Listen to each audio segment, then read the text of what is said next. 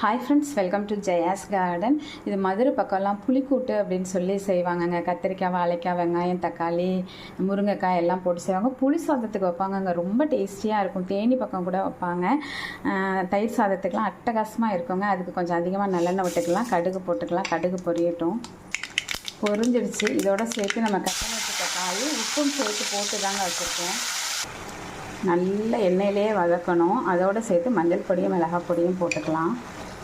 இப்போ நம்ம தேவையான அளவுக்கு தண்ணி விட்டு முருங்கைக்காய் நல்லா வேகணுங்க. அதுக்கப்புறம் தான் புளியெல்லாம் கரைச்சி விடணும். இப்போ நம்ம அப்படியே புளி கரைசல் கொஞ்சமாக தாங்க புளி கரைக்கணும். அதையும் போட்டு ஊற்றிட்டு அப்படியே மேலே கொஞ்சம் கருவேப்பிலை இலைகளையும் தூவி அப்படி நல்லா வற்றி அப்படி கொல்ல கொல்லன்னு வர்றப்ப அப்படி கடையிற மாதிரி ஸ்டேஜில் நம்ம இறக்கணுங்க. நான் ரெடியானதை காமிக்கிறேன். சூப்பராக மசாலா வடையெல்லாம் போய் ரெடி ஆகிடுச்சு. அப்படியே லைட்டாக கடைஞ்சி விட்டுட்டேங்க. இதை அப்படியே கூழுக்கு வச்சு சாப்பிட்டாவோ தயிர் சாதம், புளி சாதம் செம்மையாக இருக்கும். சாம்பார்